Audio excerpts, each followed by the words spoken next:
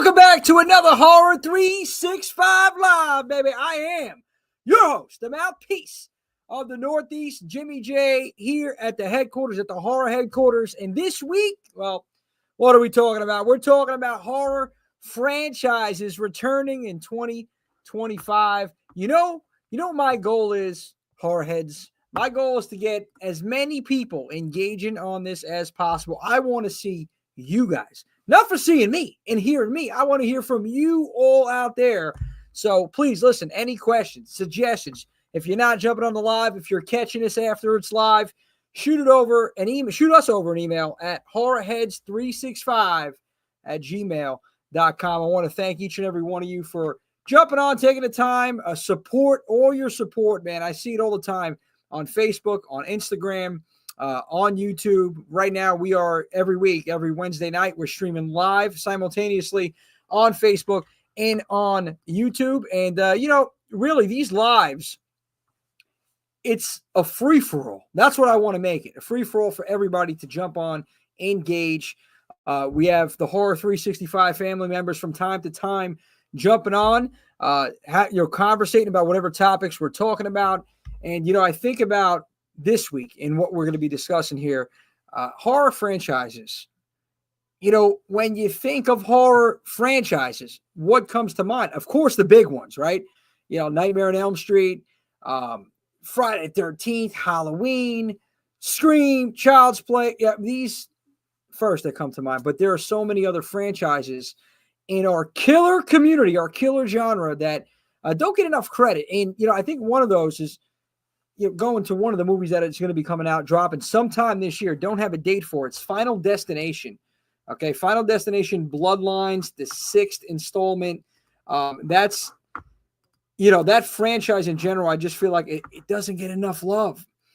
To me, it hits more than any other horror franchise because it's so real. And I think we talked about this briefly last week on the first live that we did.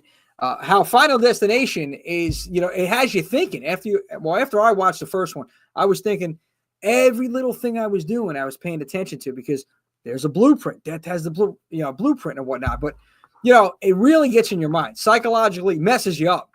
All right. And I love how what they do is they have like the death tune in each of the Final Destination movies. Like in the first one, it was John Denver, Colorado, Rocky Mountain High. He passed away in a plane crash, and that's what it was about, a plane crash. And then in the second one, it was Highway to Hell, AC/DC, the car crash. So it's funny how they do that, and I'm wondering what they're going to be doing with this one, with Bloodlines. Some information I read on here on Bloodlines, I'm going to share it with everybody right now. So here we go. It says here, CBR, to quote CBR, the Final Destination franchise has thrived on people's unified fear of freak accidents and death itself. The popular franchise kickstarted an era of well-choreographed gore that traumatized its viewers. I mean, yes, 100% it did. Some of those kills were brutal. Now, 14 years after the last Final Destination movie came out, the franchise has decided to try its luck amidst the unprecedented success of the legacy sequels. Now, I can agree to that because I think after the first two were solid. And then it started getting a little, crazy. But I do think it deserves a little bit more credit just for those two movies alone. But anyway, Final Destination Bloodlines will continue to tell the bloody tale of a few unfortunate souls who somehow managed to survive another catastrophic event, but are later stalked by death itself because they cheated death. Final Destination 6 will revolve around Stephanie and her premonitions as she gets tangled in the mystery of how her grandmother evaded death for 50 years. But now it's back in 50 years. Think about that. How many times have you had to cheat death if it's been 50 years? That's what has me thinking. Because, look what happened, in the first one. It was just continuous. If you cheated, it moved on to the next one. So eventually, if everybody in, your, I guess, blueprint that was supposed to die, if everyone passed away, it's going to keep coming for you. How do you evade it for 50 years? So I don't know. I'm interested to see this and what they do with this Final Destination Bloodlines. Let's see right now. I'm just waiting. I'm trying to get some more people on here engaging in the conversation. There's really no, guys, listen, there's really no format for these lives. It's not like when we're doing a pre-recorded interview with talent. We structure that. This is more off the cuff. There's nothing pre-written. I have a couple little bullet points here about what we're going to talk about, but trying to get you guys to engage in this right now. And we got a record here, 3 viewers. Let's go. Either way, let's move on. Some of the other movies I was noticing right here. I know what you did last summer. I'm not really looking forward to this. I was never really even a big fan when the first movie came out and the sequels, and never a fan of that franchise. But we're supposed to be getting another movie from that franchise sometime this year. Saw 11. You think of what they call the gore porn, and this is it right here. Saw, that franchise. You know what I love about this is you can really get behind Jigsaw, right? I mean, there's a reason. There's a method to his madness, and there's a reason why he's doing what he's doing. And it almost, I mean, for me, it does have me supporting what he's doing because there's a price. People need to pay that price. Sometimes people have to understand there are consequences for your actions, no matter what, and I love that about this franchise. Very graphic. If you love gore, this is where it's at. I mean, everyone that's viewing this should know Saw and should have seen Saw. Saw 10, the last one that just came out. I actually really enjoyed that one. I thought it was one of the better ones out of the franchise. So I'm looking forward to seeing what they're going to be doing with Saw 11 over here. Let's see if I got another article about Saw real quick. All right. Saw 11 will continue the franchise legacy. It says here. Stemming from a brilliant mind of James Wan and Lee Winnell, which we're going to get to him in a second. Saw has been one of the longest running and most successful horror franchises of all time. Although stories of such caliber, Macabre, oh my God, I just butchered that word, live. Anything can happen live. Macabre, right? There it goes. I said it right, guys. Crucify me. Often become obsolete because of their formulaic approach. The Saw movies have managed to thrive, though. The popular franchise has somehow kept the bloodbath fresh and creative enough for fans to just keep coming back for more gore. That's what we want. Just like how how fantastic, this same thing I said about the recent years have been for the Saw movies. The last one, there's high hopes for this one. They're basically saying, as for the plot, Saw 10's post-credit scene already set the scene for the sequel, meaning that one of John Kramer's apprentices might be taking the reins, and rightfully so. However, with Tobin Bell's confirmed return to the sequel, it's possible that the movie will be set a bit earlier, or he just might make a guest appearance of some sorts. Now, who knows what's going to happen? Is he going to pass the torch? I think so. I think it's time. I mean, kudos really to Tobin Bell, fantastic actor, but I think it's time to now have a his apprentice or his next in kin, if you will, next in line, to step up and take the reins, because it's all about evolution, right? I mean, if we're not evolving, we're dying, and we can't stay stuck in the past. And this goes for anything in life. And, I think about that too, right? Yes. Big J, what's up, buddy? First one was epic. I love it. I don't know if that's for Final Destination or Saw, but either one, both of them were epic. I think about it, though, that statement right there, if you're not evolving, you're dying, right? And we think about one of the biggest franchises of all time, Nightmare on Elm Street, and Freddy Krueger. And most recently, it's been discussed and people have been talking about it, and it's only a matter of time before we're going to get another Nightmare on Elm Street movie. The big question, who's going to be playing Freddy Krueger? Who's going to be Krueger? And no one can see, even hard to see anyone else but Robert Englund filling those shoes. And of course, rightfully so. I mean, the man is Freddy Krueger. And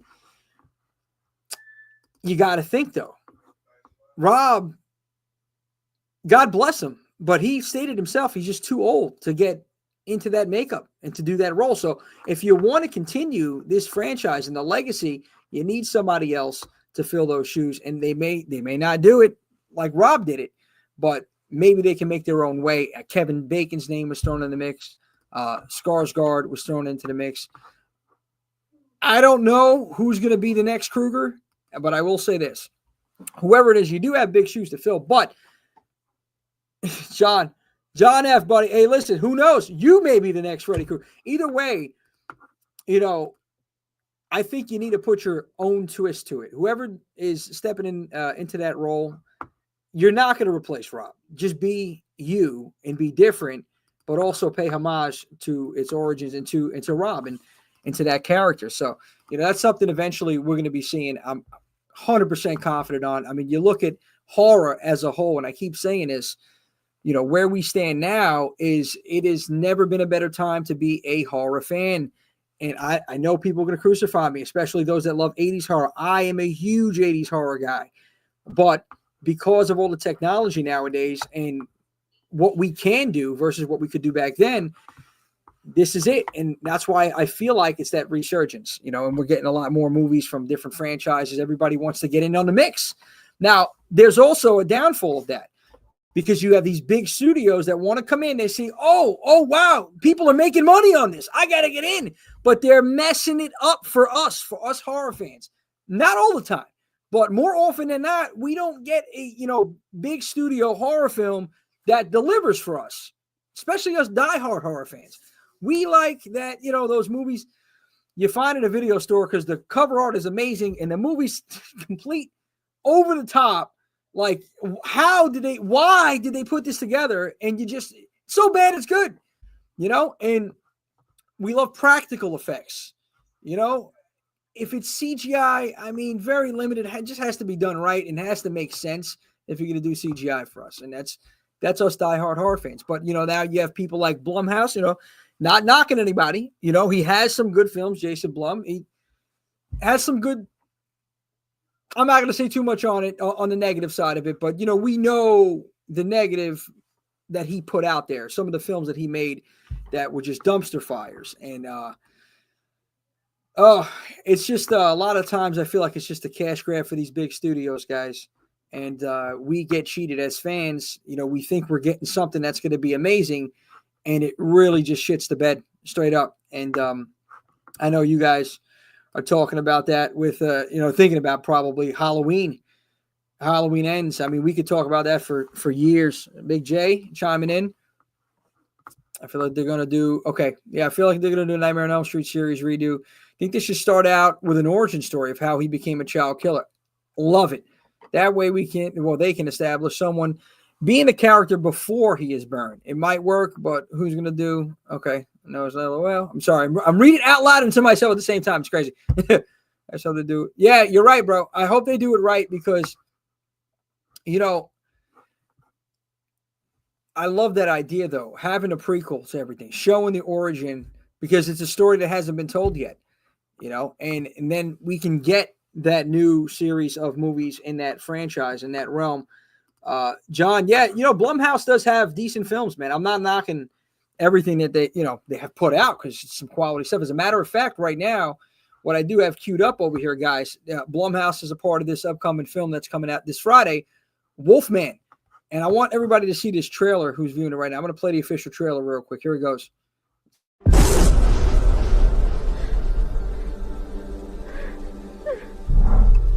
Hey.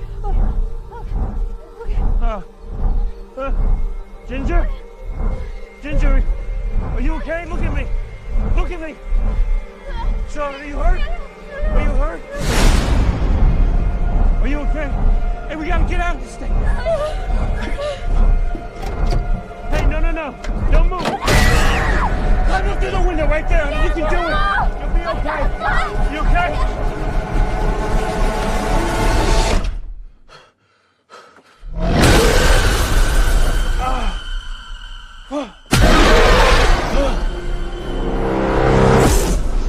We have to leave right now. Run.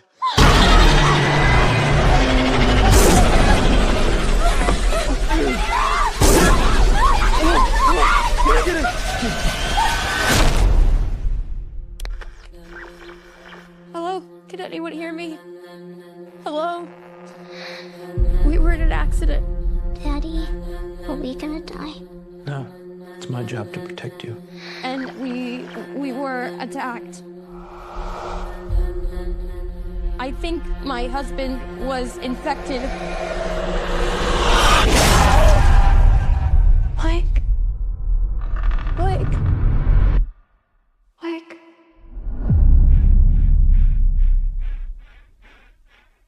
Daddy.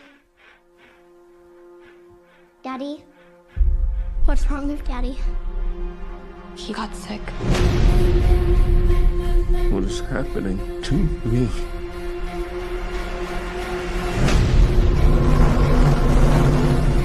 Can you understand me?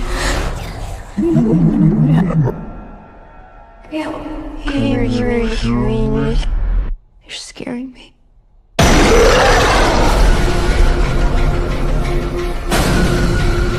Back off! Please, Daddy's mean. Hurry, Mommy is coming. Come on.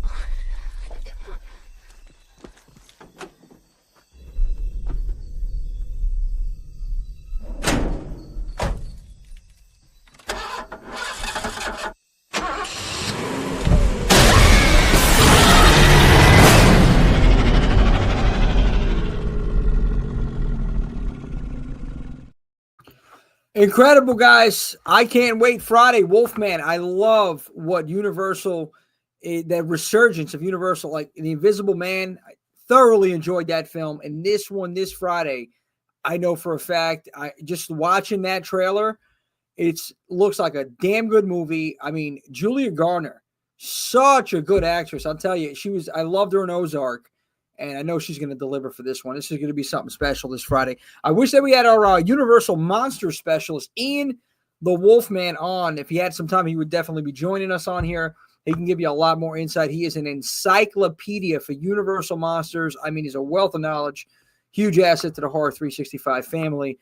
And, you know, Universal Monsters, like I said, that's the roots. That's what started it all. And with Nosferatu recently, you know, coming out, and now we have Wolfman right here, and I'm sure there's many more on the horizon. So I love what they're doing here in that Universal realm. A couple other films, though, switching it up, you know, this year, and we talked about a little bit of this too last week. Strangers, Chapter 2. I don't know how you go from Wolfman to Strangers. It's just like, what are you doing, Jim? What are you killing me here? Yeah, and then we just lost everybody that's viewing. No, but so I realized that the Strangers Chapter 1, what they're doing is they're just rebooting, I guess, the franchise. I did not like the first one at all. The Chapter 1 that they just recently dropped. Loved the I believe it was 2008 Strangers. Loved that one. Loved Prey at Night as well. But I don't know what to expect with this one. And honestly, that bar, I set it real low. Now, not really looking forward to this one this year. The Conjuring series, I believe they're saying this is the last one out of this franchise. Last Rites should be coming out sometime in September of this year, September or October. Don't know the exact date offhand. And Megan 2.0, another movie that's coming out this year. And then there's one more, which we'll get to momentarily. But I was trying to see if anybody else had any other films that, wait a minute. We got Big J, what we got? Yeah, Frankenstein. Honestly, dude, yeah, man. That trailer was solid. Looking forward to this on Friday, and I'm sure they're gonna have something with Frankenstein in the near future. I mean, like I said, this is the decade, right? This is what we're in. We're in this resurgence of horror, and it's been like that for years now. And I think we don't realize it because we're in it. You know, sometimes when it's just like, I guess, we can't appreciate it as much. Maybe it's just me. Maybe you guys do. But I feel like I still can't appreciate it as much because we're living it. You know, it's like any wrestling fans on here. I remember growing up late 90s during what they call the Attitude Era. And it was just what it was every week. We look forward to it. But looking as time progressed and realizing that special time period we were in, I didn't even realize it back then. And this is what we're in right now with horror. Just like in the 80s, I'm sure kids that grew up, people that grew up in the 80s, they didn't realize they were in just one of the greatest time periods for this killer genre. But I feel like we're getting back there. I know I keep saying it's like I'm beating a dead horse on that one, guys, but it's the truth. Tony, what's up, buddy? Welcome to the party. Woman in the yard. Yes, sir. Listen, there's thank you. See, I just remembered now. Another film, 28 years later. Okay, I remember watching 28 Days Later, and this was, man, can't remember the year right now, but I do know that I remember seeing this film. It was a while ago. I got to rewatch it. And then I really enjoyed it too. And I was wondering if they were going to have anything coming out, with this franchise later on down the line. And then seeing this, which I'll play. Well, we can play that, I guess, right now. I have this queued up over here with 28 Years Later. I want to know what you guys think of this right here. Most of you probably already seen this trailer, but let's give it a go real quick.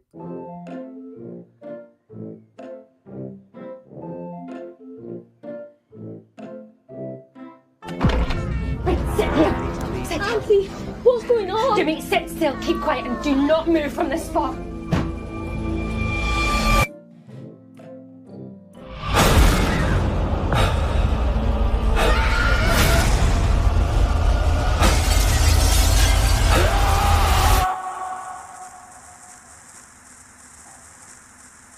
Seven, 6, 11, 5, 9 and 20 miles today, 4, 11, 17, 32 the day before. Boot, boot, boot, boot, moving up and down again.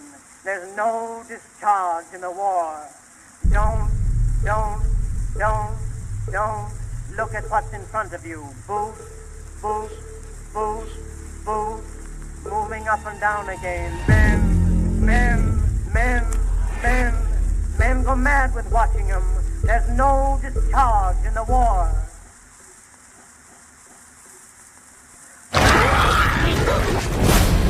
If your eyes drop, they will get the top of you. Boot, boot, boot, boot, moving up and down again. There's no discharge in the war.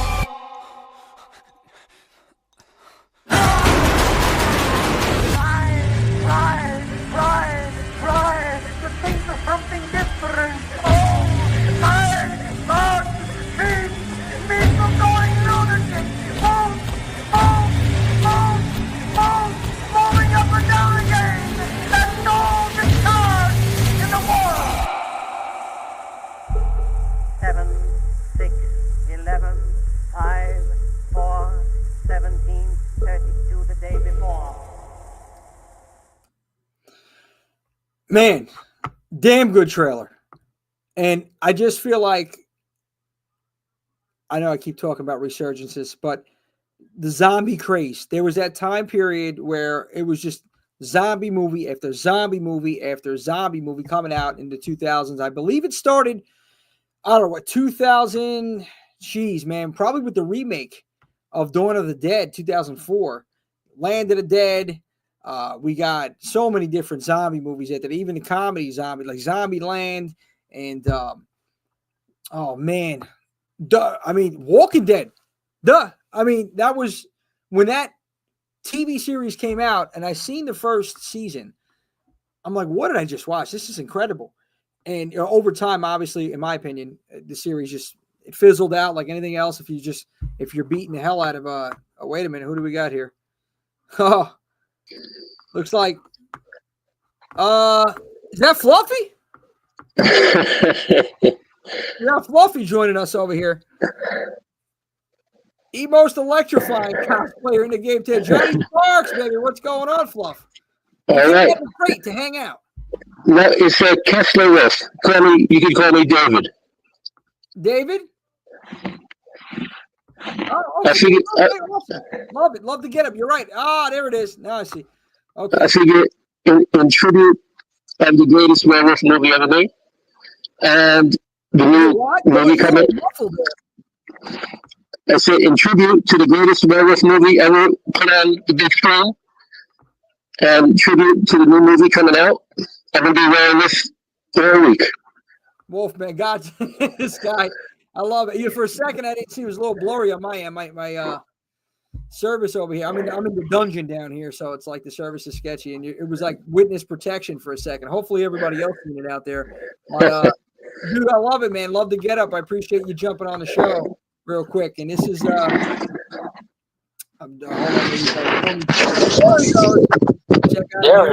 Hulu. Got you, brother. Yes, I'm always looking for recommendations, guys.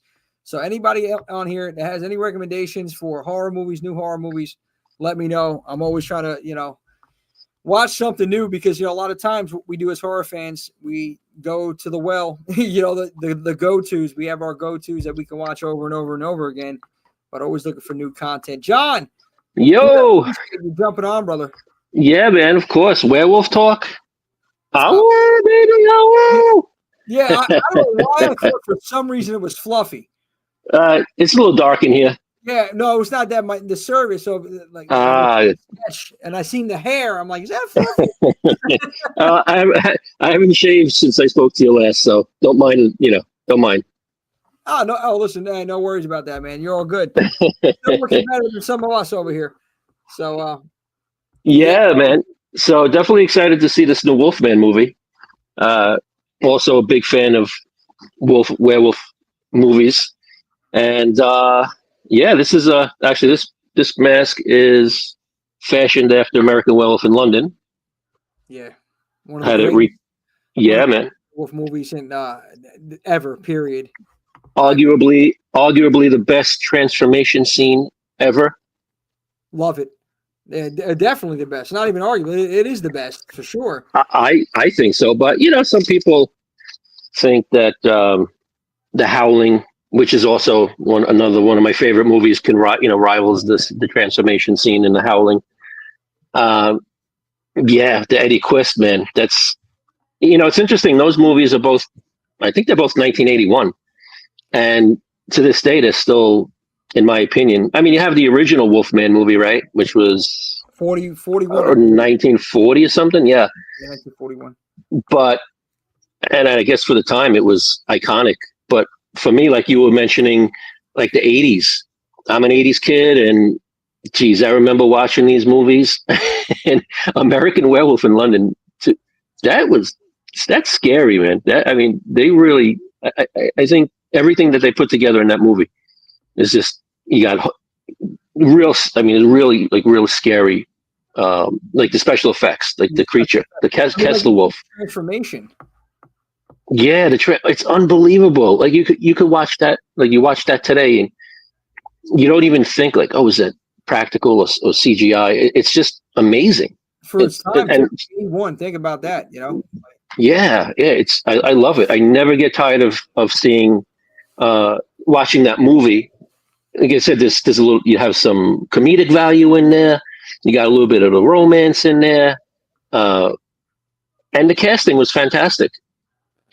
Oh. Yeah, no, 100%, and that's right. You think about going back to Wolfman, which I should have talked a little bit more. I'm glad you jumped on because, dude, I'm trying to get some of the fans on it. I know we have Big J, we have Tony jumping in weekly. I noticed after the streams are done, I've noticed a lot of feedback, like in the days after, whether it's on the timeline, people messaging Horror 365, and that I appreciate very much. But like even doing it live, those that you guys that jump on here and just hang out with us, that's what we're trying to do. We're trying to build it up so this way we could just shoot the breeze. Honestly, man, these things, there's really no format, like I was saying earlier. And so that's why when you jump on, John or anybody else, it helps keep the conversation flowing instead of having me babble for like an hour. We don't want to hear that. So but Monster Squad, Tony, your point, Monster Squad, Wolfman got nerves, baby. Monster Squad was great, man. I loved how they paid homage to the Universal monsters in that movie, and I think all of them looked tremendous. Yeah, Monster Squad, and for us horror fans, that was our Goonies, in my opinion. That's it. That's how I look at it. So, love that movie, classic. But yeah, many great werewolf movies, John. American Werewolf in London, Howling. Well, what's your favorite? What's your favorite, Jim? My favorite, geez, man. I mean, if you have one, it's tough, man. It's tough because like I love them for different reasons. Like, I would have to go. I would have to go with the American Werewolf in London. Yeah, me too. If there was only one other werewolf movie, I mean, again, the original I love because it's a timeless classic. But for like you said, whatever leaves, like we always talk about emotion, sometimes having an emotional connection to these movies, and so for me, being an '80s kid, watching these movies, that made the biggest impression on me through most of my life. I've always reflected back onto that movie, American Werewolf in London, and the transformation scene and the kill scenes, in the subway scene. You know, when he's chasing that guy down in the subway, it's like that scared the shit out of me when I was a kid. Especially growing up in New York. Oh my goodness, it like really makes you kind of jumpy. Like you hear a dog growl or something, and if you're out at night and in my mind, I'm thinking, oh crap, it's the Kessler Wolf. He's come to get me. Also, a great point, Rick or Tony, to Silver Bullet. Oh, that's another one, man. See, it would be between those two because Silver Bullet was a damn good movie, man. You know, Everett McGill, I loved him in People Under the Stairs. You know, it just was over the top in that movie as Daddy in there, and him as the priest and the wolf in this one, man. It was great. It wasn't Silver Bullet. Wasn't Gary Busey? No, yeah, Gary Busey was right. He is in that.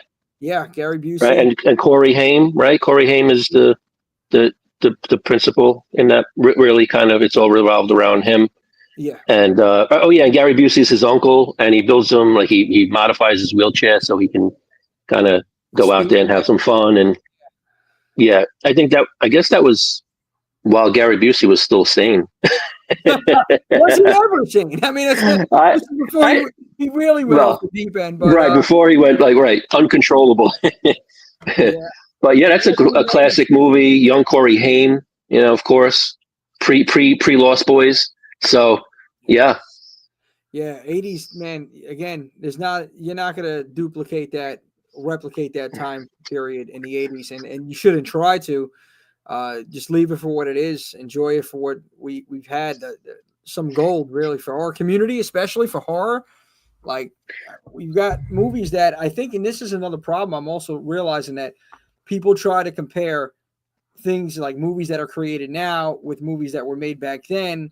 And while we have better, technology nowadays, there are just some things that creatively people aren't doing in these films out here nowadays, and you can't compare. You gotta enjoy it for what it is, and if you don't enjoy it, just never watch it. It's not rewatchable, and I've noticed that too. There's a lot of movies nowadays that are not rewatchable. Like I'll watch it once, and, all right, I'm done. I'm good if I never see it again. Yeah, but I feel like in the 80s, we had so many rewatchable films. That's a great point. And if you had to pick one era, one decade of films that you could only watch, for me, would probably, definitely would be the 80s. And, think of this is what I liked about the 80s. You have movies like American Werewolf in London and The Howling. And then you have Teen Wolf.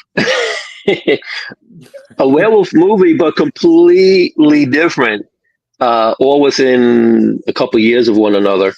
And but that's what I liked about the 80s. You could have something like American Werewolf in London, and then you could have Teen Wolf just a few years later. Yeah. And I like it. Monster Squad in 87. So it's like, yeah. Right. Yeah. Monster Squad 87. And so it, and all of those movies one is obviously got the comedic aspect of it, but they were all fun. They were all good movies. And I always say this, the casting I found back then, because you didn't have the special effects and you had to rely on these actors to really convey the terror, the emotions, whatever it was. Like you really relied on good casting. And of course the practical effects are amazing in a lot of these movies we talk about. But I always find, like you were saying, like a lot of these movies, they're not memorable. And I think a lot of that is due to the fact that they may hire people because they look a certain way. And it's eye candy to attract an audience, but it's not. They're not memorable performances, and so, and all of these movies that we carry with us. I mean, look. I mean, I still talk about leaving an impression, right? I mean, I'm not kidding. I'm going to be driving to Manhattan like this and going to work. I love it. I mean, I'll probably get shot and killed. So this might be my very last recording with you guys. But you know, there are at least people in Manhattan that look far worse than that. that's true. But yeah, and so that's the thing. It's I like you were saying before. I was listening before I could jump on Robert Englund. Yeah. Right. And it's just I can't imagine that franchise being done. You know, the performance he puts in. He embodies the character, and he is Freddy Krueger, and that's it. So, like we're saying, as far as trying to compare, I mean, he left such an impression. He did such a good job bringing Freddy Krueger to life. It's very hard to imagine, and I don't. And see, I think that's the thing is we have to. You can't fill his shoes, from my opinion. You're never gonna do it in the way he does certain things, his voice, his mannerisms, his body type. You know, I know they were talking about I think Bill Skarsgård is a possibility, but he was too tall, right? He's too tall. So the thing is, do you want to remake it based off of him, or you want to redo the concept, the movie? You know what I mean? You could still have the concept of, you know, the same premise, but do it in a different image. Or are you trying to replicate Robert Englund? Because you just can't, in my opinion, you won't do it. You may get someone who's a very good actor and do it in their own way, you know, their own mannerisms, their own body type, body movement. Because that's what it is. What I find with even me as I cosplay Freddy Krueger, it's impossible. It's, you know, we try to pay homage to Robert Englund by being as realistic and true to his character as he portrayed it in the movies as possible, but you just won't. You could come close, maybe. Honestly, yeah, because of the fact that, you know, like going into that, if you got the role, all right, I'm going to be Freddy Krueger, Kevin Bacon, let's say, right? Great actor. I'm playing Freddy. Don't try to be Rob. And I hope the writers don't, you know, force that. He needs to be himself. Obviously, have the classic, you know, Freddy lines, the charisma, and the mannerism, but like put your own twist to it. Because you know, come on, we know in our eyes, in our mind, we're expecting. Because a lot of people they're gonna go into this. If there's another Nightmare movie, they're gonna go into this. They're gonna be thinking already in their head, it's already negative. It ain't Rob. It's not gonna be good. You know, that's fans. I don't even know what we're watching. Why is this person playing? Okay. Now, you're going to have those that are going to go in and going to give it a shot and say, you know what, let me see what they do with this. So if they do it right, you know, and it makes sense, we can have, you know, a return of the Nightmare on Elm Street franchise. I personally think overall that was my favorite franchise. Overall, and I guess because most of the films were good, you know. And charisma. And it just his character, you know, Jason was Jason. He's going around through the woods, killing counselors, hacking, slashing and dashing, and that's it. That's what he does. And doesn't talk. Same like Michael. Yeah, that presence, the shape. And it's like, okay, Freddy's different. He got character, he has charisma. So it's like that's what stood out to me, and that's why whoever's going to fill those shoes, they need to have the same thing. And yes, to Tony's point right here, you need a good story. And going back to what Ethan was saying, I'm going to pop this back up on here too. I know it's a little long here, but basically what he was saying, they need a backstory, man. They need an origin story to this. So, and you know, of course, Jim, that raises a very big, very sensitive topic. If you know the origin of the character, in which let me see if I can remember this correctly. So with the original Nightmare on Elm Street, I don't even want to say it, but you know, he was a child predator. Yeah. And that's because he wanted it to be as dark of a character as he could make it. Yeah. And so then what happened is there happened to be a situation, I think, in California, just prior to or during the making or prior to the release of the movie about, unfortunately, there was a case of child predation. And so they said it was just the timing was not good and it was too sensitive of a subject, of course. And they decided to kind of leave that part of it out. Yeah. And me personally, I'm kind of glad, Yeah. that's a subject that's hard to kind of stomach. I understand this, in the horror genre, it's all, it plays on your fears. Yeah. It's deep. It's deep when you think about it. And it's hard to, if they would have went that route, let's just say, like, it would have been different. Like, how can you have, it's borderline the same as a child murderer, but at the same time, what you're saying, very good having character. Can you get behind somebody like that? Because Freddy became a fan favorite because of his personality and his one-liners down the line. Would it have still been the same if they used that in particular? And well, what's interesting is that I think in 2010 in the remake, I know they did emphasize on that a little bit. It was pointed out, again, if I'm not mistaken, it's been a long time since I've seen it, but I think in the remake they did point out that he was a molester of children aside from murdering. And so, but not through the franchise with Porsche, the majority of the franchise with Robert Englund. I know in two of the other films it was mentioned, I believe, and but it wasn't the main focal point. Which it's all expression and creativity, and I know it's all, it's not a real story, but unfortunately, these real cases do occur, and so I'm all for making these movies as as scary, as horrible, and horrific as possible. But to me, I don't want to. I have kids. I don't even want to hear about that stuff, and so that's a sensitive subject. And so, am I glad they left it out? For sure, because I myself have received negative feedback from people who have made comments about that character and what he represents. And and so I point out that to me he represents somebody that comes.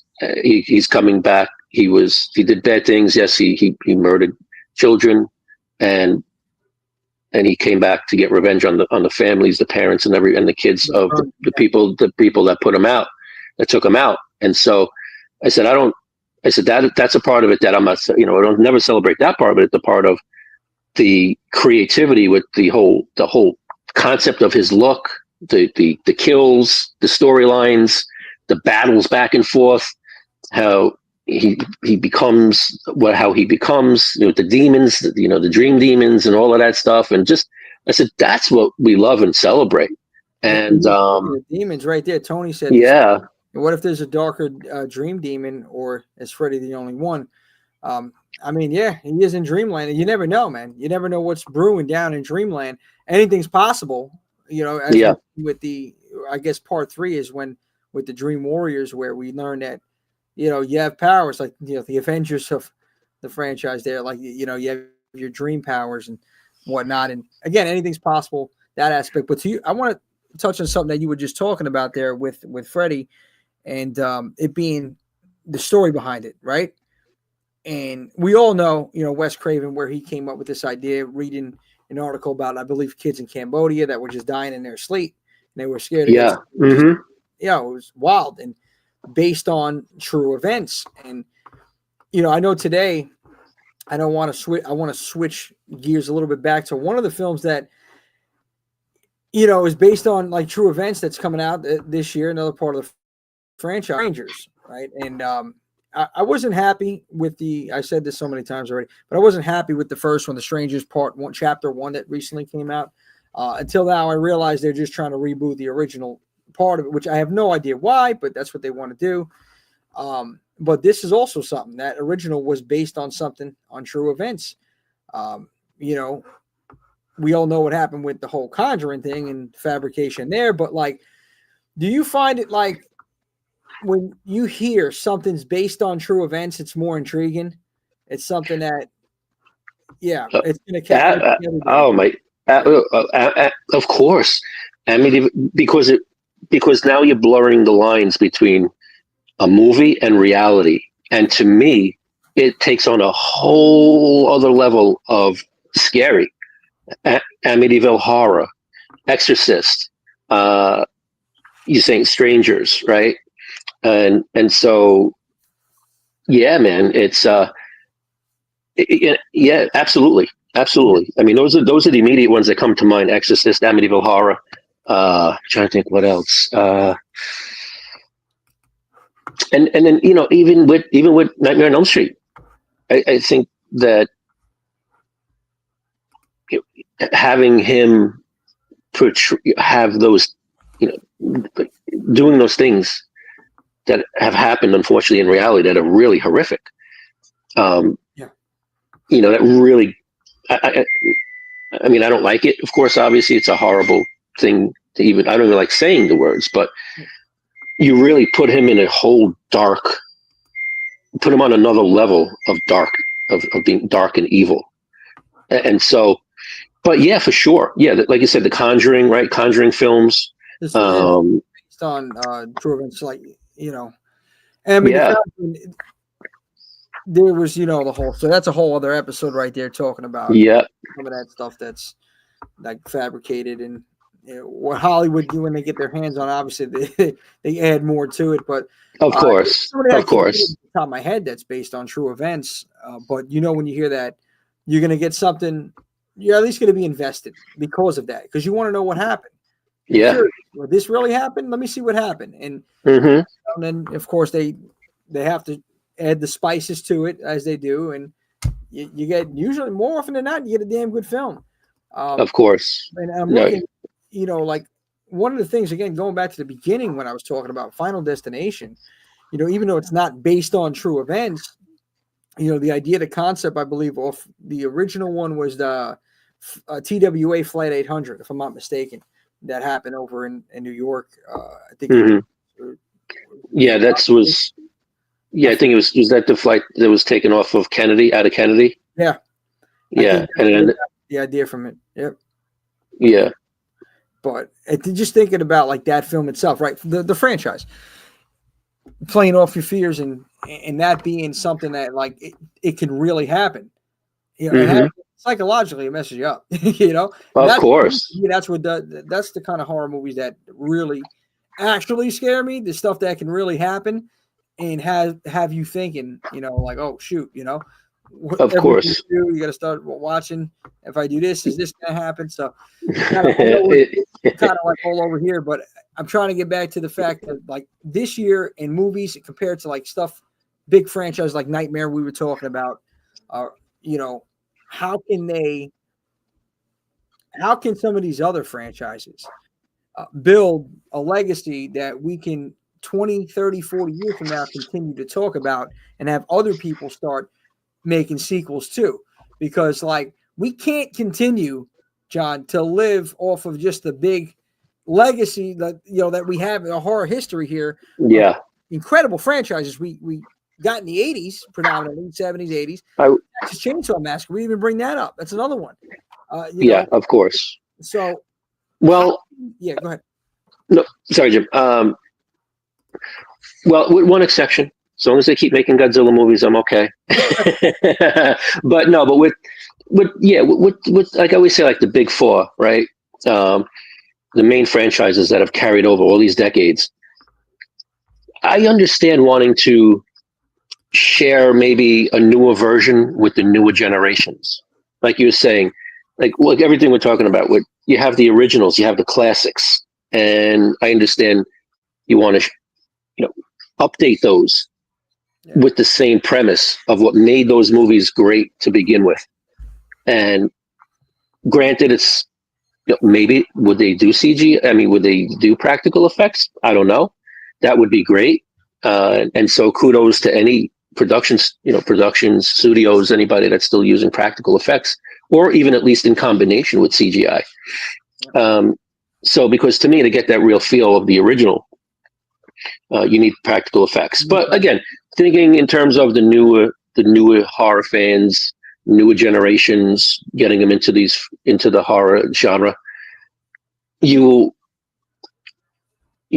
guess you have to, like you're saying, you have to find a way to make it new and make it fresh while continuing the premise, but not trying, right. You can't, because like I said, you're not going to duplicate Robert Englund. Now, some of the other franchises, like you were mentioning, where you never actually see the person, it's always someone, if it's a mask or a costume, then it's a little bit easier, right? Because then you just need a storyline. But when it's something like Nightmare, to me, anytime I think of Nightmare on Elm Street, Robert Englund's face is what pops into my head. And so yeah, I can definitely appreciate, like, for example, they got Return of the Living Dead, the short film, I believe it's the short film that's coming out around Christmas. Now, is it the premise and then they're going to make it its own movie, and now, like you're saying, now start another whole series of films that are based off the original, which is fine. Yeah. I don't have a problem with them basing it off like the concept, right? But you can't try to put the same characters. I feel you can get similar, but you can't do the same. Like Linnea Quigley, who played Trash. You're not going to get Linnea now. Right. I mean, maybe you could. She looks damn good still. Shout out to Linnea and everyone at the Return of the Living Dead. Linnea. I mean, look.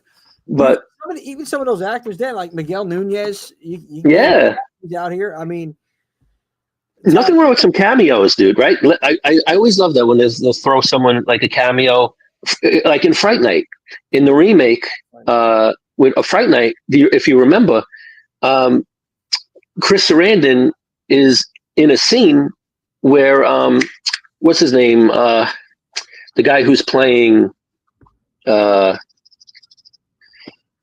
blank, but the actor, damn, I'm trying to remember his name. Okay. You remember can you pull it up there, Jim, for a second? Maybe, yeah, but who are you talking about? The Fright Night. I think it was 2000 something. The remake. 2011, I believe. Fright Night. 2011. Yeah. Okay. What was the name of the actor who? Which actor are we talking about? He played whatchamacallit? He played the lead vampire in Fright Night in the remake. Colin Farrell. Oh, Colin Farrell. Right? Yeah. Yep. Right. And so he played Jerry Dandridge. Yep. And there's a scene where he's blocking the road, and Chris Sarandon pulls up and he gets out of the car and he goes, if you remember, get out. He starts yelling at him and he kills him. Sorry, spoiler alert if you haven't seen it, but yeah, it's still worth the watch. And so for me, as a big Fright Night fan, with unfortunately a poor memory nowadays, to see that cameo and paying tribute to the original so many decades later, that he's in it and he takes him out. And so I love seeing those little tributes, those little cameos, stuff like that. Kind of like how what's his name in not, it's not horror, but in the Marvel movies, Stan Lee would always have a little cameo in each film. And now that he's unfortunately no longer with us, you appreciate those scenes even more, right? Yeah, so absolutely. And so what you were saying earlier, that Robert Englund, maybe he feels he's too old to really bring the full effect of Freddy like he used to. Having him in there doing a cameo, something like that, would be great. Maybe even something where he's in there killing the guy who played in the 2010 movie. So, I know a lot of people wouldn't mind seeing that. Nope, no, I wouldn't. But 2010, no. Yeah, so I think I love seeing cameos from the original actors. It's nice to still get them to be part of a franchise while they're still with us. Yeah. So premise, okay, cool, bring it. But make it its own new thing. Yeah, I agree. I agree with you 100%. Friday Night 2 had the same guy play the werewolf. Tony's point right here, man, what he brought out real quick, going back to Nightmare. I heard he'd be up for doing like an animation Nightmare on Elm Street where he just voice act. And yeah. Mm-hmm.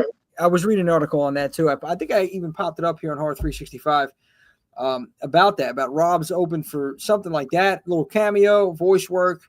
And I mean, the man is, he's up there, man. God bless him. He's up there. He's like, how long can you actually think about Freddy and how animated he is, how can Rob still do it like he did? And he probably feels like he can't, and because he can't do it like he did, he doesn't want to do it at all. And I don't blame him.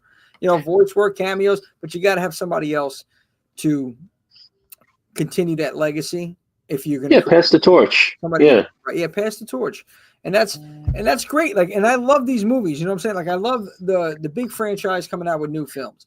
Like, even when Halloween came out with 2018, I didn't know what to expect with that, but it was absolutely amazing in my opinion.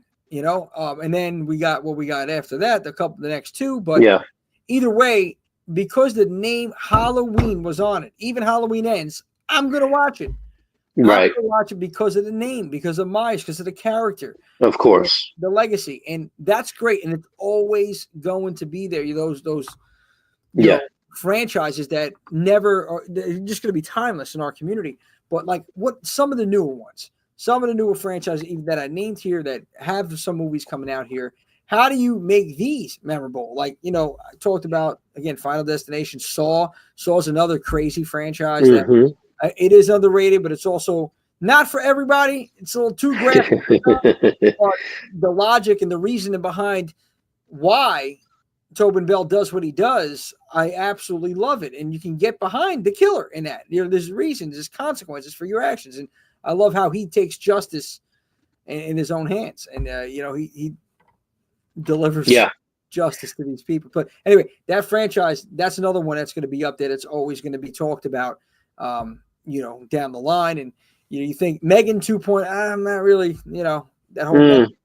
We don't even need to talk about that, in my opinion. Then zombie films. I know I briefly talked about how we had that zombie craze, and now even it's like The Walking Dead, they have a spinoff now going on. I got to like the 7th when Negan came in with The Walking Dead. I got up to that far, and I stopped. I want to start it over again, but it just because I just feel like you can't. I mean, continue something. I'm sorry, John. Real quick. No, good. Yeah. Something, and you're gonna keep episodes stream. You got to keep it fresh, and you got to make it so where the fans want to see it. And when it gets to the point where it's getting stale, you have to end it. I just, that's my opinion. But they just kept it going, I guess. I mean, there's enough fans. Yeah. Well, I guess it also depends if you're a studio that produces films, predominantly horror films. Yeah. And I mean, you got to make money, right? You have to try to make money, and you got to, right? You got to feed the machine, and understandably so. I mean, I always try to say, like I sit here and I criticize movies and I say things and I try to think about, well, it's not easy, right? Coming out with these films and these premises and then going from paper to reality or film. And so it's a hell of a lot of work. And you've worked in production. And so to create a story and a character that will appeal to most people, and then to find the actors to portray and convey those feelings that you're trying to have them convey for you in your writings, and to film it right, good cinematography, have the combination of gore and sex appeal. And that's, again, one of the things I love about the 80s and even some of the 90s films is the sex appeal. There was never a shortage of, quote, my main man, Al Bundy, Hooters. Is that? Yeah, absolutely not. And so that's another great thing about that era. And so it's a lot of work, right? It's an unimaginable amount of work, and And I understand they can't all be, they're not all going to be mega hits. And so we understand that. And like I said, as long as it's something it's mildly entertaining, and it's, we see some good, there's a combination of those things: good acting, some sex appeal, good cinematography. Okay, maybe a decent storyline, doesn't have to be the strongest plot. So, like I said, as long as I don't feel like it's a total waste of my time in my life I will never get back. And but also think about this, because it just popped in my head, like when you were talking about like the zombie genre, because it really is or subgenre, because it really is a whole entity within itself, zombies. And where's my copy of Biggins? Yep. So don't distract me. I get easily distracted. Right, no man. But so like look at so with the zombie stuff, I was going to mention one of the movies I recently saw on Netflix was this movie called. It was a Japanese zombie film, Zom 100, ZOM. Okay. So, and it's subtitled, and it's about I think it's a middle school kid who, there's an outbreak in a town in Japan, and it's chaos ensues, and it's funny, and it's got action, it's funny, and this kid's running around without a care in the world. He's just happy he doesn't have to go to school anymore, and yet that's what. No, yeah, I mean, that's what I would be thinking. There's worse things than a zombie apocalypse, which is tests and schoolwork, and so anyway, it's an enjoyable movie.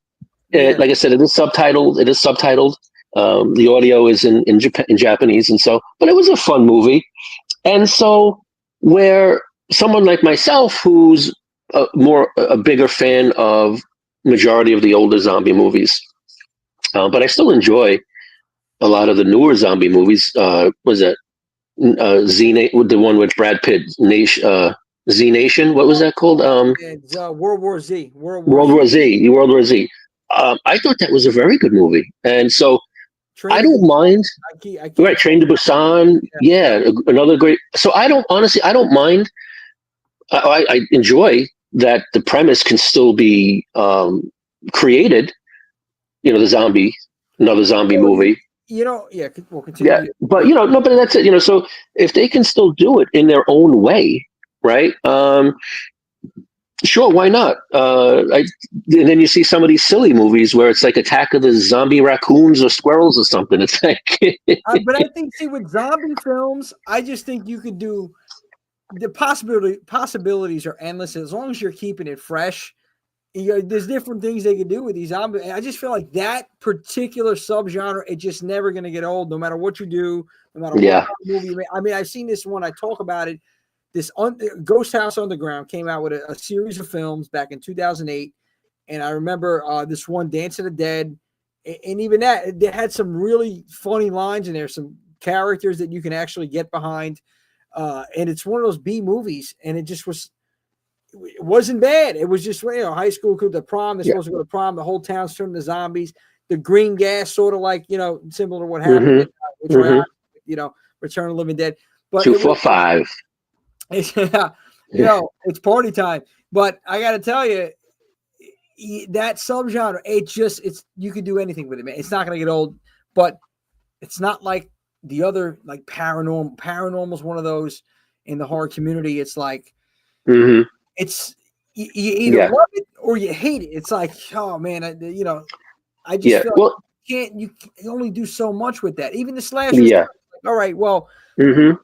And again, I know I'm getting off subject, but to also get back to one of your points. What you were saying before is like these movies. If you're going to continue the legacy, as long as you're doing something different. As long as you're keeping it fresh. Yeah. You have to keep it fresh. You can't just mimic everything from the past. I mean, especially again with technology now. We've seen earlier I was showing the Wolfman trailer. I am genuinely looking forward to this film on Friday. Yes. And this is a movie that came out, The Wolf Man, 1941. How many different remakes we got? How many? But, every time it's something different. I love The Invisible Man one that came. I think that's my favorite Invisible Man movie, period, in 2010. I think it was, no, I'm bugging out, 2010. Was it 2020? 2020? Invisible Man recently came out. Wasn't that Bruce Kevin Bacon? You're talking about that one? Wasn't Kevin Bacon in that? Talking about that was also like around 2010 or something. No, was it 10? I said 10, and it was somewhere. It was 2020. It came out. It's hard to remember 2020 because we were. Sure. Shit, I'm trying to forget a couple of those years there, but every day. But yeah, go ahead. Yeah, Jim. You were saying with the Invisible Man, yeah. Oh yeah, no, Invisible Man. I love that Invisible Man movie more than any other Invisible Man movie in the past. Than the original. Yeah, it's just because of the technology, because of the story you can tell with it nowadays. Right. Well, think about this. Like, so, like, you got the '80s horror. Let's say the werewolf movies, right? Oh, Hollow Man, right? Okay. Yeah, Tony said, yeah, Hollow Man. Okay. So, so you got American Werewolf in London. You got The Howling, right? You have Teen Wolf, and I'm sure there's other mixed in there in the '80s. Silver Bullet. Right. Silver Bullet, of course, classic. And so, let me think. Then you have, let me see. You got Bad Moon, and I think that was the '90s. So that was another fun werewolf movie. Also very good special effects, still practical effects. So you got the '80s. Then you're carrying on now with, and I'm sure obviously there's plenty of other movies, other werewolf movies in the '90s. Then Dog Soldiers, another very good werewolf movie, and that's 2000s. And so, so every decade you're getting these iterations of, I guess, if it's not from the same writer, producer, whoever, their vision of it, right? And then also, what was it? What was the and then 2010, Wolfman with Benicio del Toro. Yeah. That, I mean, I know that movie gets a lot of criticism, but I mean, I'm a big Benicio del Toro fan. Yep. And what's his name? His father. Oh yeah, Ginger Snaps, also another great werewolf movie. Tony got it lined up, man. He got it queued up here. Underworld. Underworld. Right. So, Tony, man, you and Jason, man, you guys are godsend over here, man, because you help out big time. Yeah, for us, all brains right now after all day. Remember. So yeah, I mean, so as we go through each decade, right, and you see how the films, it's still a werewolf. It's a werewolf, right? So the concept is there. Well, maybe you can alter the concept a little, but the stories have changed to meet or match up with, the sign of the times, like to appeal to that generation of film goers. And so, because I could tell you, like, in whether between the werewolf movies, the vampire movies, I'm a fan of most of them. Underworld, thank you, whoever put out Underworld and Ginger Snaps, and I like them all. I mean, there's so many good films in the werewolf subgenre, and same thing like with the vampire stuff, right? Going back to 1922, right? Nosferatu, and for Christ's sake, there's a remake of it in the theater right now. And so for 100 years. Yeah, and so I just saw this movie recently called Night Teeth. It's 2024. It's a Netflix film. Okay. It's a vampire film, and yeah, Cursed is also another really fun, well done werewolf movie. And so this movie, Night Teeth, it's on Netflix. It's a fun watch, and it's just about this young kid who ends up being a driver for these two women that end up being vampires. And he's got to chauffeur them around town. And I don't want to give too much away, but I kind he of ends got an up. idea, like they do their deeds. You know, the ladies of the night. Well, they're right. Well, they're on a well. It's they're basically going out to, let's just say, right some wrongs, Okay. and so, but it's an interesting twist because the one of the two girls means to kill him by the end of the night, and so the way things end up happening, he ends up actually saving one of them, and so now she's conflicted because he saved one of them, but she's got to kill him at the end of the night, and so through all of this, she starts to fall in love with the guy. So anyway, it's a little, it's the typical romance angle, blah blah, but it was a fun movie. I enjoyed it. It's something that I would actually watch again. I thought it was cast very well. This story, again, it's, how do you, with all of these franchises that have come out involving vampires, right?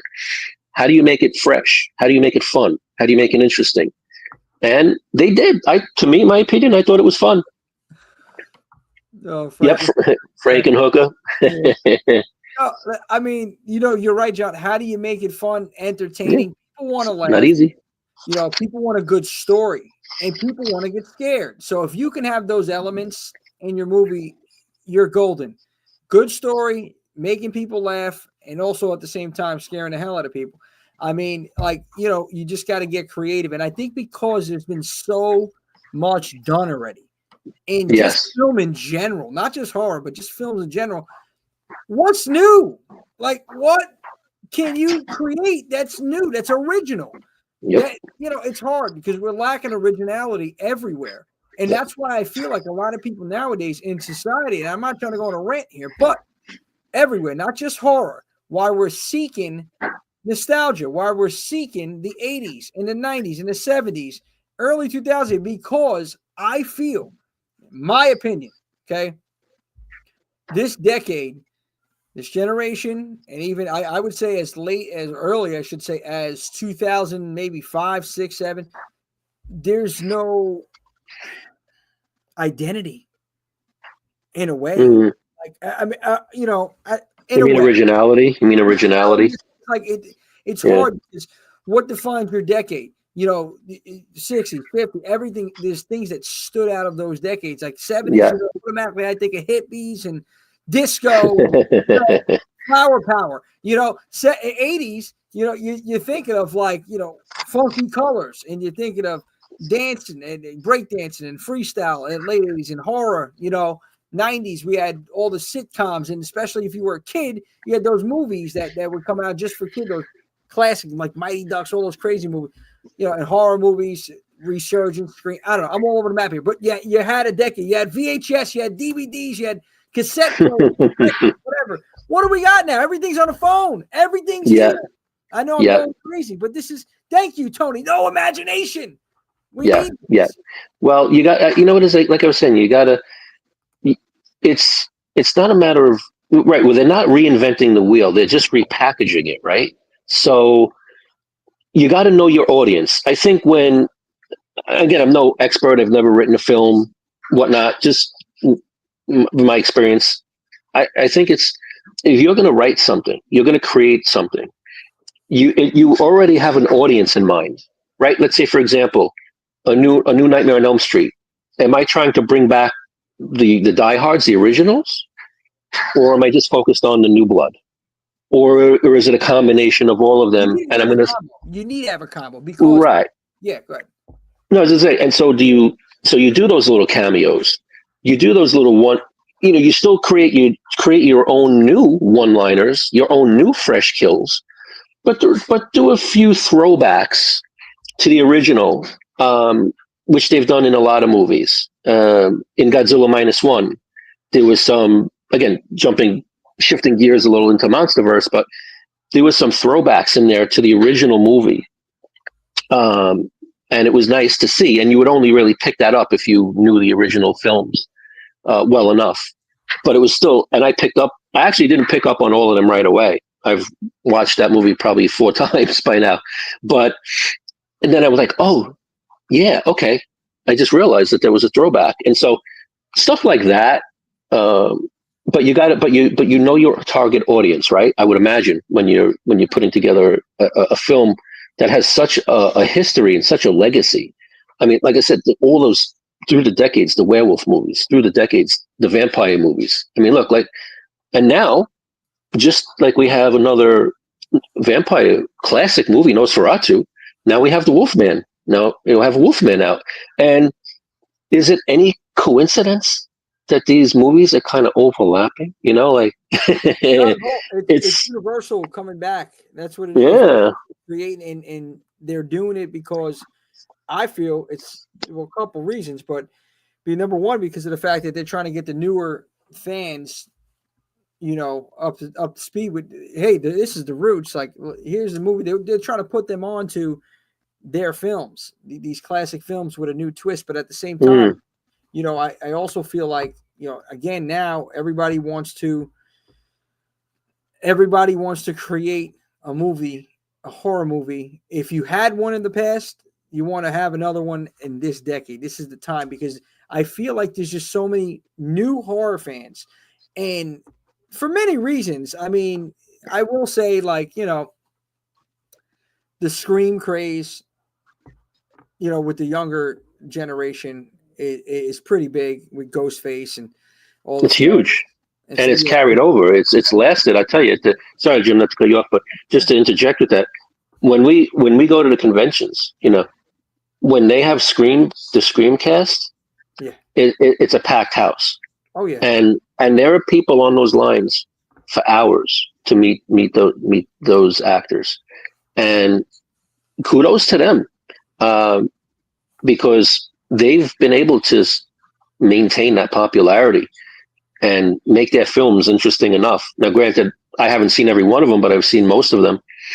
And I mean, you may not, again, it's the same thing. You don't have to like every single movie. It's great if you do, but it's done. They're done well enough to keep the interest and to keep like lifelong fans all throughout. And that's another thing. Scream 7 is in the works. Kevin Williamson posted something recently on X or Twitter, whatever you want to call it, that one of the happiest days of his life recently. I guess the filming, or they started filming Scream 7. It's not going to be released this year. It's next year. But you know, look, if you can do it, do it. I'm not going to knock it. I give everything a shot. I've seen the last Scream. I actually thought it was pretty well done. When New York City, it was madness. So I love the bodega scene. It kind of reminded me of something that would happen in New York. But yeah, it was bodega. What's a bodega? Right. So the deli, guys. Yeah, there you go. For the non-New Yorkers. but yeah, you know, these franchises, I love the fact that you're continuing the legacy, but I personally want to see something original, and we are seeing a lot of original horror movies that really are standing out. And I feel like, I don't know if they're going to become a franchise or if it's just going to be a one-off. I don't know, but if they see that there's money there, especially Hollywood, they're going to capitalize on that, and they're going to make another one. And I just hope that we get a couple of more franchises during this decade that could be, I don't want to, dare I say, could be like the next Friday the 13th, the next Halloween, the next Nightmare on Elm Street. And, you know, again, originality, it's everything. What can you do for a killer, for a storyline? Yeah. You got to get creative. Do you, you know, sometimes I think about it and I wonder if the problem is that if you're making a movie, you're writing a film, whatever it is, people have such short attention spans nowadays. And I wonder if, like you're saying, some movies might be a cash grab. And maybe when they're creating these films, they're like, well, we don't have the attention span with this generation currently. So let's just, like you said, a one and done, let's grab as much as we can. And hey, if it happens to take off, then we'll make some more. And so sometimes I wonder if maybe that's the case, right? It's like I said, because it's true. You know, this generation, current and previous generation, is so used to the instant, quick gratification, one, and it's like, well, that's why I wonder if sometimes they don't think about some of these going long term or being sequels. It just, like you said, maybe a shot in the dark and see how it goes, and if it takes off, we'll make some more. But I think it was definitely a lot more well thought out.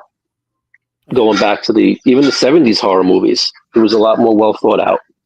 Yeah, because you had to rely on those characters and the acting, and you couldn't just rely on special effects and things like that to round off the overall likability of a movie. It was all in the writing and the dialogue and the interactions and the acting and stuff like that. So, and if you look back at a lot of the older horror movies, that's exactly what it was. There was no special. I mean, yeah, you may, if you had a creature or something in there, there'd be very kind of not so fancy special effects, but you had them. But you relied on quality and content and substance. yeah. And I think that's what I didn't have. Honestly, though, a lot of times they didn't have substance. Really, to some, they were just so over the top. They were just so bad they were good, and that's what I guess made. Some 80s for sure. Yep, 80s, yeah. Absolutely. I mean, but like I think now that when we were just talking about this here, Terrifier, I know it's people. There's some people that said, yeah, they're probably saying, yes, you're right when they hear this, and then there's some people saying, I'm just sick of hearing it. But you know what? You got to give. That's why I respect Damien Leone and what they're doing over there. It is original. And he had a yes, this, and it was going to be a certain amount of movies, and I believe fourth, maybe a fifth one. It's fine. They're telling this story with Art. Art is one of those serial killers, one of those killers that are going to be, on that Mount Rushmore of icons down the line. He is. And, well, we'll see. Yeah, I think that remains to be seen, of course. And still right now, like that's the closest thing we're going to get. Right now, yeah. Oh, for sure. As far as a small independent production, just a small, few people, and what it's grown into, what it's become is fantastic. And so, what do they? Like, I think they say you got to listen to the fans, right? You got to listen to the feedback. And so, yeah, from my understanding, there was only a fourth and final Terrifier movie, and I guess if the fans want it bad enough and you can still keep it good, right? Keep it really creative, then sure, why? No one's saying it has to end at a fourth film. And so, and if there's enough of a fan base, why not, right? And so, and like you said last time, a lot of respect to the whole Terrifier crew, Damien Leone. He kept creative control. He didn't give. Yeah, he didn't. Right. He didn't sell his the rights to Terrifier, to art. The whole thing. And this point, Ninth Circle, right there. That's where it started. All right. Hallows Eve, and then Terrifier. Correct. Right. And in Ninth Circle, Ninth Circle. And All Hallows Eve, I believe. I'm trying to think. Yeah, Ninth Circle was a different actor, and I don't remember if All Hallows Eve was. All Hallows Eve had a different actor. It wasn't David. Right. So was David starting it? Okay, because I knew there was different actors in there, but yeah, All Hallows Eve and the Ninth Circle was the original, which I think the Ninth Circle was just part of an anthology, if I'm not mistaken. Or All Hallows Eve. I think Ninth Circle was a short. I think it was something on. Oh God, YouTube. Okay. I know All Hallows Eve was the anthology, and that's where Art. Oh, okay. Yeah. Gotcha. Okay. And so, yeah, man. I mean, and like you said, that's a perfect example that you bring up is something like that, where, I mean, clowns are nothing original, but they made it their own. They took a whole different twist, and from which I understand has to do with some religious text from the Bible.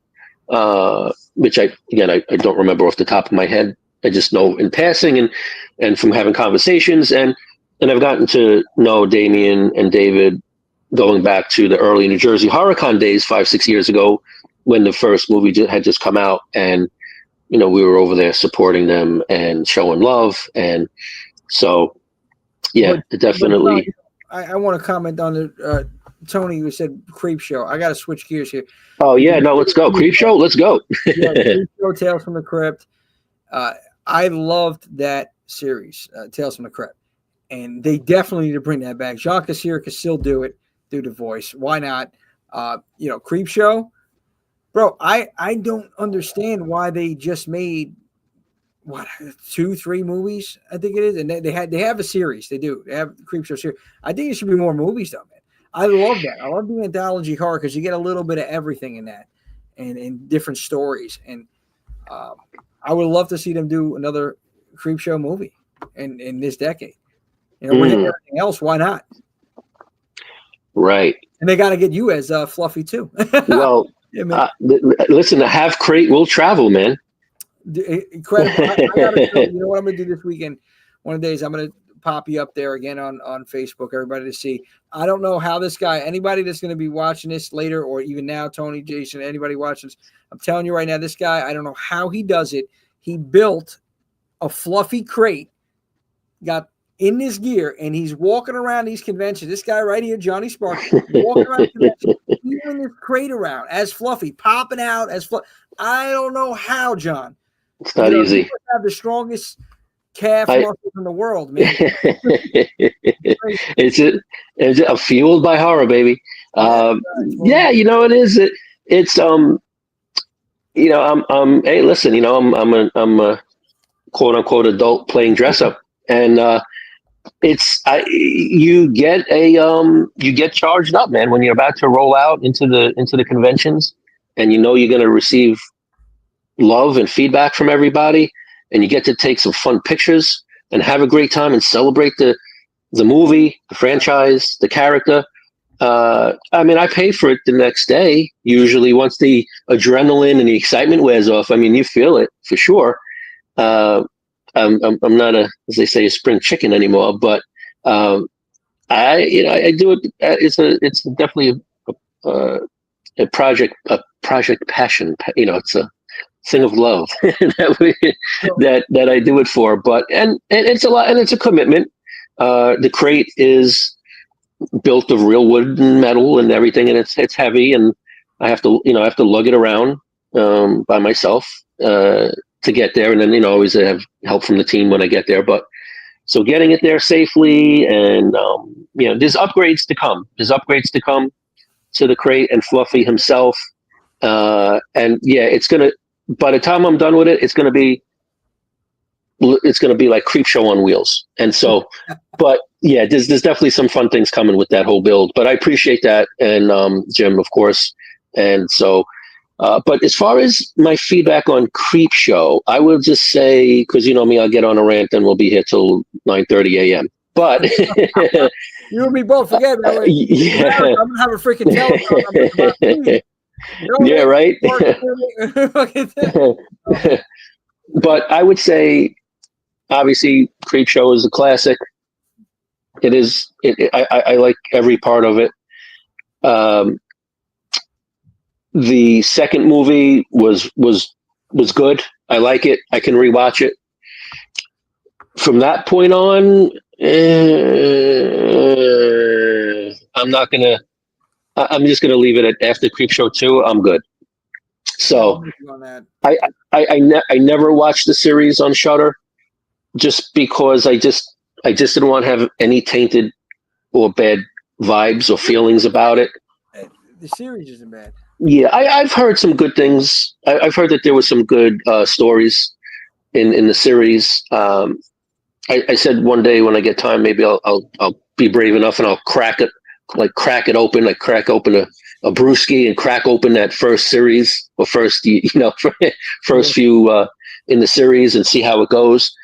But all of those, man, from Tales from the Dark Side, Tales from the Crypt, all of those old series were great, man. Yeah, Tales from the Dark Side. Also going back, that's 80s or 80s. Yeah, I think that's 80s. Absolutely. The Horrorthon, there it is.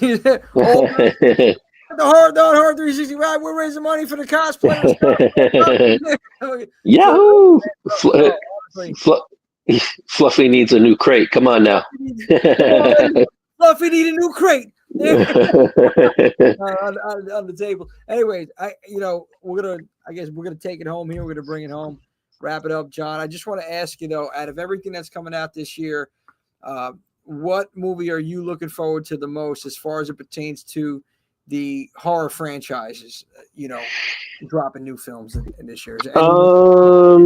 Well, I am curious to see what they do with Return, even though it's going to be a while. It's going to be more towards the end of the year, the season, holiday season. And what else? There is, well, not horror, but Avatar, Fire and Ash is supposed to come out this year. So that's the next installment in that franchise. This talks about, I don't know if it's going to happen in maybe 2026. There's supposed to be a follow-up to Godzilla -1. So I'm very excited for that. Trying to think what else. I know Return of the Living Dead. I already know that off the top, man. That's I'm going to look into that. So next time we chat, I'll actually have a little bit more information. No, but it's something. End of the year, man. It might not be. Well, it's going to be Christmas. It's going to be Christmas, around Christmas time, and so I don't. Like I said, I got to just confirm it's going to be a short film, and then they're going to turn it into a movie, or it's going to be an actual movie length kind of thing. Yeah. So I'll find out about that. I'll look into it, and I'm actually also curious to see what Linnea Quigley and Beverly Randolph have coming in Trash's Revenge. I believe that's coming out this year, so I'm curious to see what they do. And really, I'm just kind of open to anything good. I know that I don't know if they're going to be doing anything else. They're going to be continuing. I mean, I know we talked about there being an Alien versus Predator movie, a new movie. Predator movie actually on the horizon. This year it's coming out too. I gotta get the name of it. Right. Yeah. I've heard something about that as well, and so I don't know enough about that. And so anything Predator involving it. What's that? Predator Badlands, November 7th. It's coming out. Okay, right. And so we'll see. That's exciting, of course. Hopefully it ends up being good. But anything that, like you're saying, if they're talking about a reboot, whatever you want to call it, of a prequel, whatever it may be of Nightmare, I'm always curious to see the direction they go. And like I said, I've been out of the loop a little bit, so I'm not really sure what's going on the indie scene right now. And so I have a whole list of 2024 movies that I'm looking to catch up on. And so I actually just recently watched Tarot. Shout out.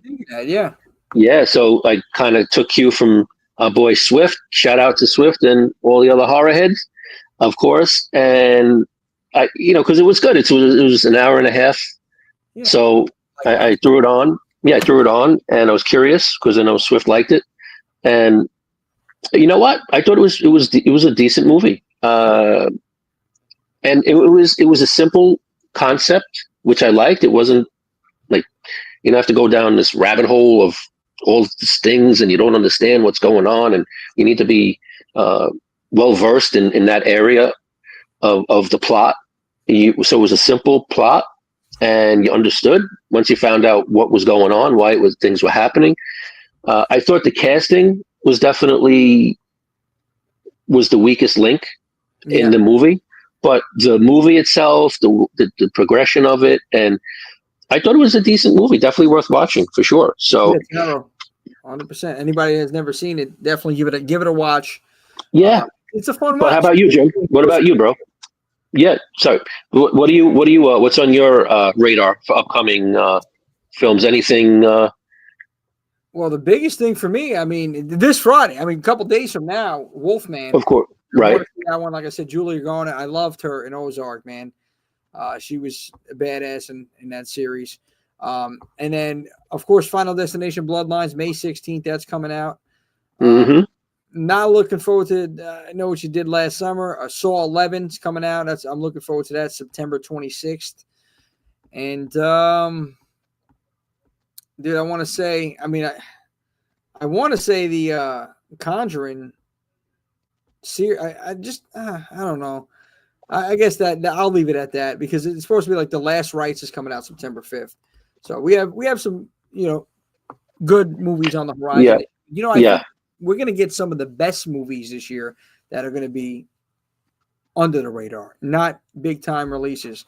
I have that feeling, man, because I'm starting to see and hear just a lot more independent horror coming out, like straight to streaming or whatnot, man. Right. Not in the theater. And So even, because again, John, this is a great time to be a fan of this genre, and I just hope to see more killer franchises like we had growing up start now or just continue. Again, the closest thing we got is Terrifier, in my opinion, but doesn't mean we can't get anything else on the horizon. We could potentially see the next Nightmare, Halloween, Friday the 13th. I'm waiting for it. In my lifetime. I got to see that because we're in that time frame. I got to see that legacy continue with different killers, different icons created. Yeah. The creativity, that's the problem, and the originality. We need that. Yeah. It's not easy to do. Yeah, it's not easy to do in a heavily saturated genre. Yeah. And hey, look, I'm always open to adding a subgenre in the giant tree of subgenres. And so I agree, man. Keep them coming. Let's see what new things are coming down the pipe. What's on the horizon, for sure. And if somebody can, I will say that The Lost Boys, there's been supposedly, as you know, there's supposed to be another Lost Boys movie coming out. No, this is news to me. I didn't even see this. Yeah. And so,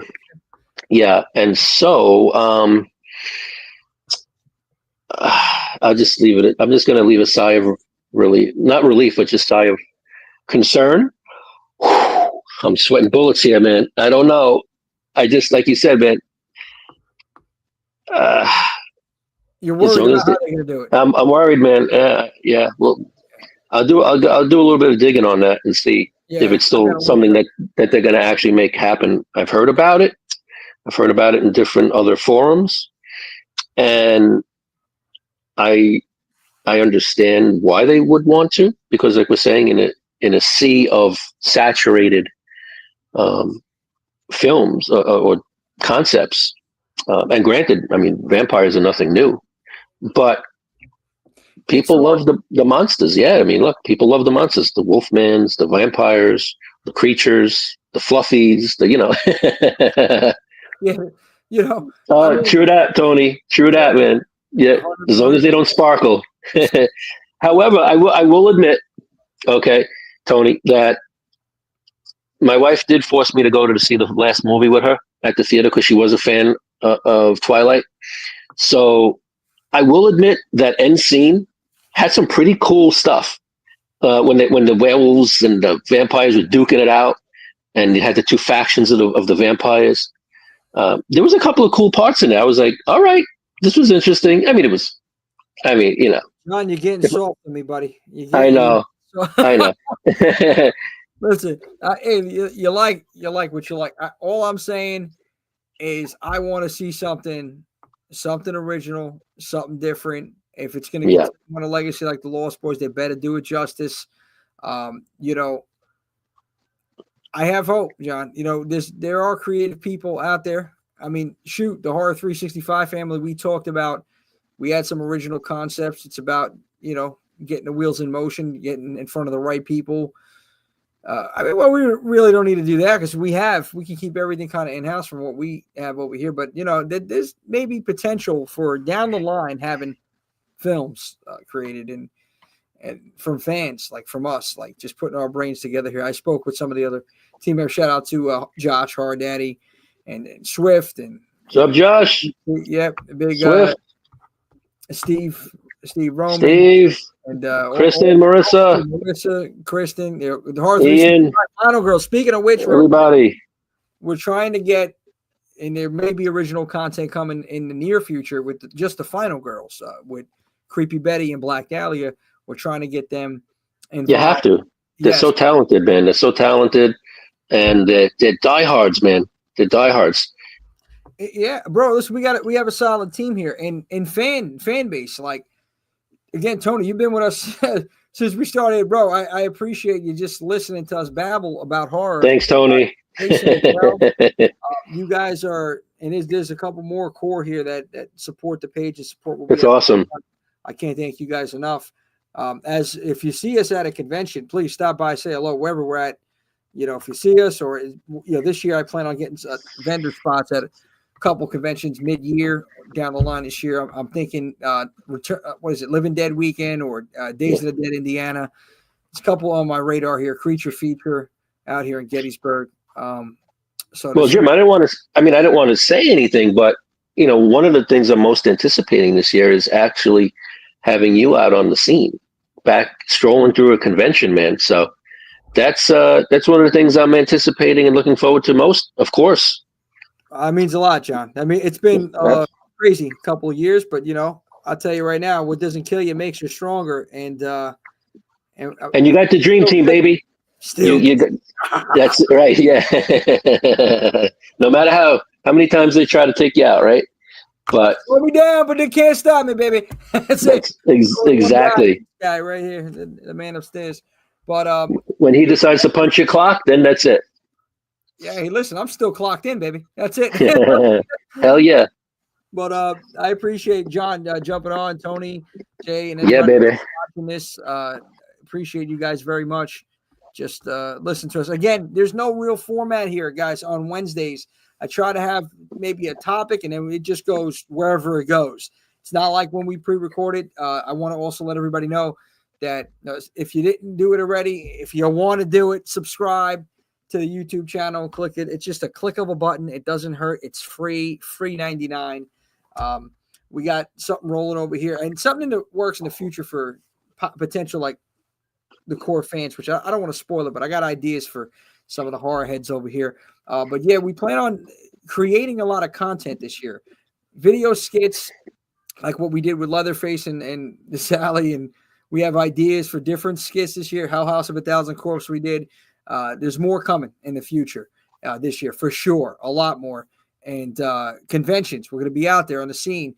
Plan on, spreading the good word of Horror 365, keeping that going. Films are potential in the future, but this right here, this is what I enjoy, other than my mad, crazy promos that you guys probably see out there. I really thoroughly enjoy that stuff, and that you could tell the wrestling background with that. But anyway, just this here, just going, communicating, talking with everybody, and hanging. I can't wait to see everybody out there on the scene. John, you and the crew and everybody else out there. Tone, brother, I tell you right now, I would have had some more if I had the funding, but now I'm getting the funding together, and we will have merch this year, 100%. So that's definitely going to happen. We definitely need that, John. We need mugs and shirts and all that good stuff, pins, stickers. I got ideas for everybody in the team to have an individual shirt. Of course, the Horror 365 Final Girls, Kristen Marissa, they'll have their own custom shirt. John, the most electrifying cosplayer in the game, Suicide Zombie, just the electric bolts going out. I mean, very colorful 80s. Like, I got that. I'm telling you, the marketing, I got it right here, man. Horror Daddy. We're ready. Going through. Think about this, Horror Daddy on the front. Who's your daddy? On the back, Horror Daddy. You're giving away too much now, Jim. You're giving away too much. You gotta leave a little suspense. Yeah, no. Listen, you guys get the exclusive, but no, we get the big owl, and of course, Ian the Wolfman. Can't forget him. That's right. He's going to be out in full force. You know what he's going to be? That's right. He might even be out there right now waiting online. Yeah, yeah. Oh, Ian, it was a full. I thought that was him. I thought I heard the howls. There we go. Whoa, baby. All right, brother. I appreciate you, John. Have a great night, guys. Horror Heads, thank you so much for tuning in. Thank you for supporting us, and thank you for celebrating horror. not only in October, come on, but 365. We're going to see it next Wednesday. New topic, new discussion, same location right here. Boom. On Horror 365. Good night. All right, good night. Good health and be safe, everyone.